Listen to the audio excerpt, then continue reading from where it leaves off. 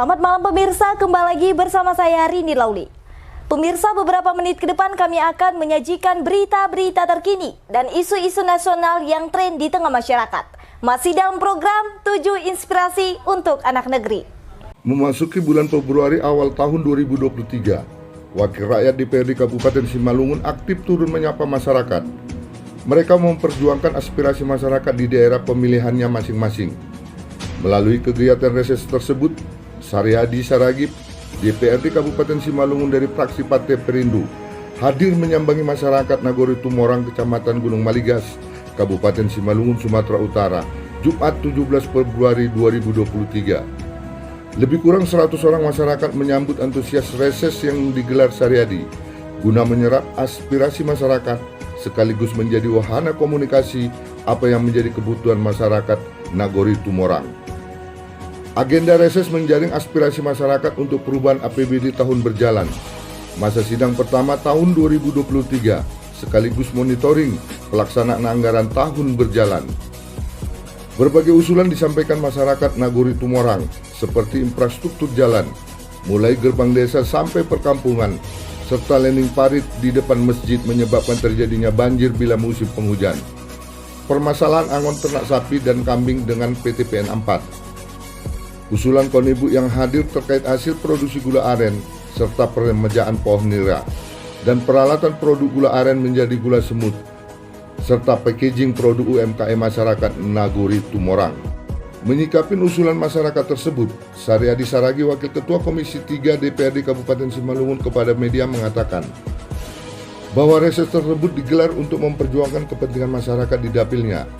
Menurut Saryadi, kegiatan reses anggota DPRD Kabupaten Simalungun memang untuk menyerap aspirasi dan kebutuhan masyarakat. Reses anggota DPRD ini sebagai wahana masyarakat untuk menyampaikan aspirasi. Selama pelaksanaan reses, banyak aspirasi yang masuk. Bu, ini kan ada kunjungan DPRD, artinya reses ya, anggota DPRD perwakilan dari desa ini. Kira-kira usulan Ibu seperti apa gitu? Tadi udah disampaikan, artinya kebutuhan-kebutuhan apa, sehingga produk-produk budidaya gula ya, gula merah ya, bisa dapat lebih apa lagi ya, lebih meningkat gitu. Kira-kira seperti apa, Bu? Kebutuhannya Pak ya, nomor satu itu kita pohonnya, setelah pohonnya alatnya seperti kuali, untuk memasakkan ataupun untuk menyetakkan gula itu Pak. Dan itu juga pun kalau memang keinginan kami selaku kami masyarakat itu Pak ingin membuat gula semut. Gula semut itu Pak, gula merah yang dikeringkan agar nilai jualnya tinggi. Nah, dengan cara Pak yaitu tadi membutuhkan mesinnya untuk pembuatan gula semut itu. Jadi kalau memang semua itu terlaksana Pak, otomatis kehidupan kami ataupun ekonomi kami itu akan lebih bangkit ya, dan meningkat gitu Pak. Seperti itu ya. Iya. Untuk produk setiap harinya berapa pohon yang berada? Relatif Pak. Kalau memang itu kita bilang katakan itu pohon rezeki. Ini pohon punya sendiri atau punya tetangga yang disadap gitu? Kebanyakan punya sendiri, kebanyakan baca juga Pak. Karena itu tadilah tergantung ekonomi juga Pak. Kalau memang ada ekonomi, ada warga yang menjual, kita bisa beli. Kalau gitu memang ya. ekonomi kita tidak memadai, ya pasti otomatis. Artinya butuh juga modal ya? Modal sangat Pak. Karena pohon itu tua mati Pak sifatnya. Oh gitu ya. Lagi pula pun dia pohon itu yang bisa kita sadap itu butuh waktu 5 tahun gitu kira-kira lah Pak, untuk menghasilkan produksinya itu. Untuk selama ini ada nggak peremajaan yang dilakukan oleh pihak Ibu atau melalui pemerintah daerah? Hanya ibarat kita bilang manual aja, tumbuh gitu ya. Secara apalah, secara alami ya? Alami, kalau tumbuh ya kita jaga dia gitu, gitu aja. Artinya nggak ada budidaya yang dilakukan, penanaman bibit gitu? Karena cara pembudidayanya pun kami belum paham. Yang ada sama kami itu ya tumbuh dengan alami. Seperti itu. Iya. Untuk satu harinya bisa berapa produk gula merah yang bisa? Kalau rata-rata ya kalau masa sekarang lagi Pak seperti ini musim panas kan kemungkinan hanya 3 kilo aja gitu. 3 kilo ya? Iya. Kalau memang ada pohon banyak dan mudah-mudahan ya rezekinya banyak, mau sampai 5 kilo, 7 kilo dalam satu hari. Oh seperti itu ya. Dia pakai masa juga Pak, kalau kita prediksi musim hujan mau dia banyak, tapi kalau musim panas kemungkinan dia mau sedikit gitu. Oh gitu ya. Tergantung cuaca juga. Tergantung cuaca ya. Gitu Pak. Untuk ke depan artinya kira-kira seperti apa gitu harapan kepada Pak Saryadi sebagai DPRD? Harapan kami ya, karena Pak Saryadi itu sebagai istilahnya tombak kami menginginkan kan itulah Pak, bantuan ya berupa keuangan, ya berupa alat modal, ya seperti itulah apa kebutuhan kami lah gitu Pak. Seperti itu ya. Iya. Bisa ceritakan kegiatan pada hari ini dan harapannya seperti apa? Alhamdulillah kegiatan hari ini adalah kegiatan rises yang dilakukan Bapak Saryadi selaku anggota Dewan dari Perindo, dari Dewan Kabupaten Simalungun, diadakan di Huta 3 Nagori Tumorang. Dengan kunjungan ini, kira-kira harapannya seperti apa? Alhamdulillah kedatangan rises Pak Saryadi di sini, itu antusias masyarakat sangat mendukung apa-apa program yang disampaikan beliau. Yang paling menarik adalah tentang UMKM dan program-program lainnya yang memang akan diupayakan dia terobos melalui aspirasi-aspirasi Dewan kita. Tadi kan ada beberapa masukan-masukan ya, usulan, termasuk juga tentang modal, tentang pembibitan. Menurut Pak Haidir sendiri kira-kira seperti apa untuk ke depannya? Ya, apa yang disampaikan masyarakat tadi itu kembalinya ke antusias tadi, dan apa yang dipaparkan oleh Bapak Saryadi tadi itu sangat memang menjadi potensi yang benar, dan itu sangat akan memperbaiki ekonomi khususnya di wilayah Tumorang ke depan. Untuk pesan dan harapannya? Untuk pesan dan harapan? Untuk pesan dan harapan semoga Bapak Saryadi dan keluarga sehat selalu, dan orang seperti beliau akan coba kami dukung ke periode selanjutnya. Tadi gelar reses pertama ya, dalam reses pertama tahun anggaran 2023. Kira-kira seperti apa Pak Saryadi, bisa jelaskan nggak kepada pemirsa Mona Lisa ini nanti? Ya, terima kasih dan terima kasih TV Mona Lisa. Saya kira TV Mona Lisa ini luar biasa bisa menyampaikan, dan harapan kita dengan media ini bisa menyampaikan juga aspirasi masyarakat yang sudah kita tampung dalam reses tadi. Reses tadi pada prinsipnya kita menampung dan menggali aspirasi dari khususnya Nagori Tumorang, Kecamatan Gunung Baligas, Kabupaten Simalungun.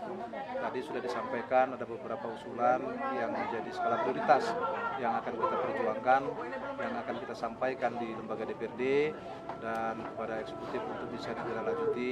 Paling tidak apakah kita perjuangkan di APBD atau nanti kita bisa perjuangkan di RAPBD tahun 2024. Pak Saryadi, tadi ada yang sangat menarik ya, ada salah satu ibu-ibu yang produk ya apa namanya untuk gula merah ya, gula merah menjadi gula semut.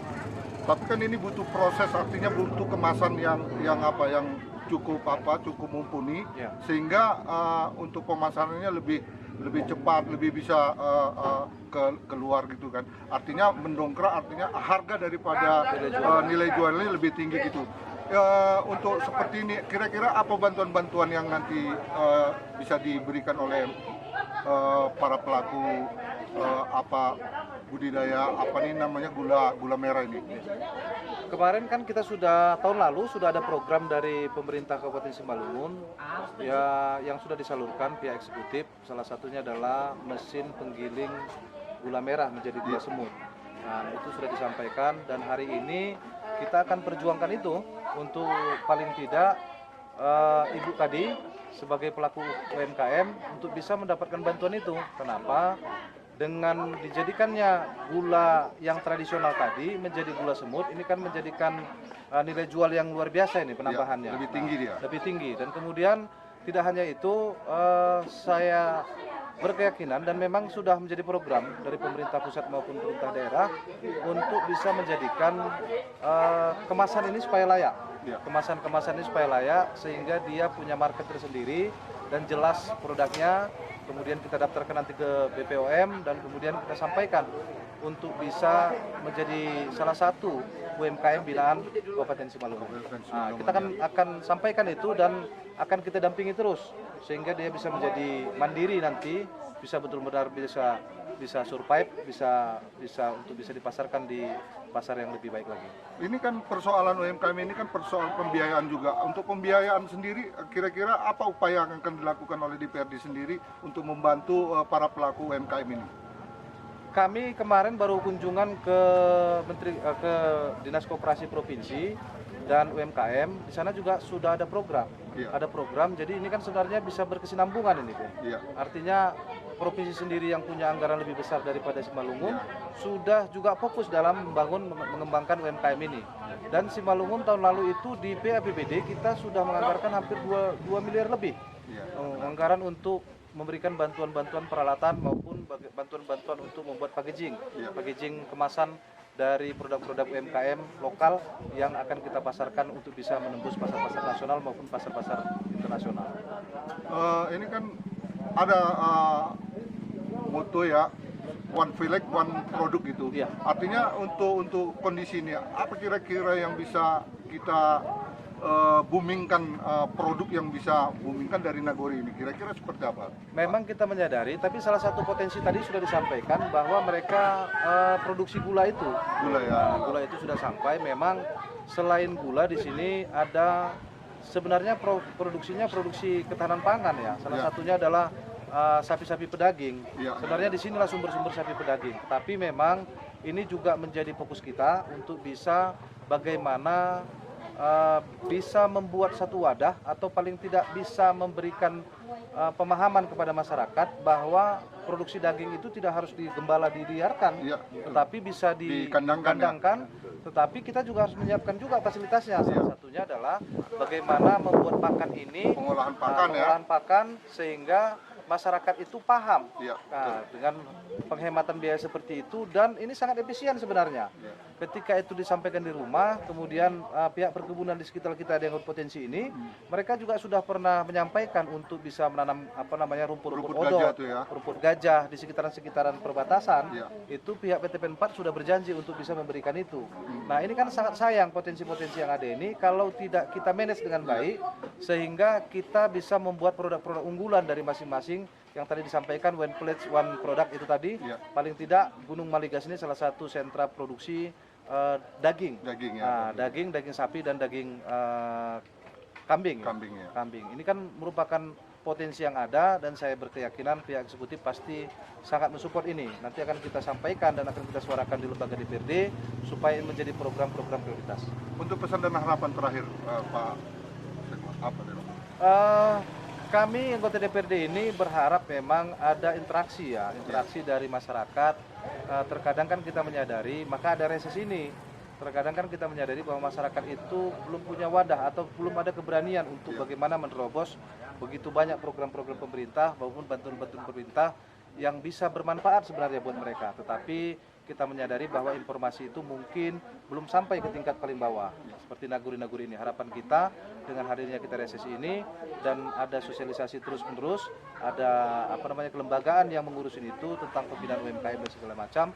Jadi mungkin mudah-mudahan ke depan Simalungun jauh lebih baik lagi, terkhusus dengan niat Pak Bupati untuk meningkatkan usaha-usaha produksi dari UMKM. Oke, pemirsa Mona Lisa, demikianlah kita bincang-bincang kita dengan salah satu anggota Dewan dari fraksi Perindo, yaitu Bapak Saryadi yang melakukan reses pertama tahun anggaran 2023. Jangan kemana-mana, tetap ikutin kami masih dalam program 7 Inspirasi untuk Anak Negeri. Assalamualaikum warahmatullahi wabarakatuh. Salam. Horas.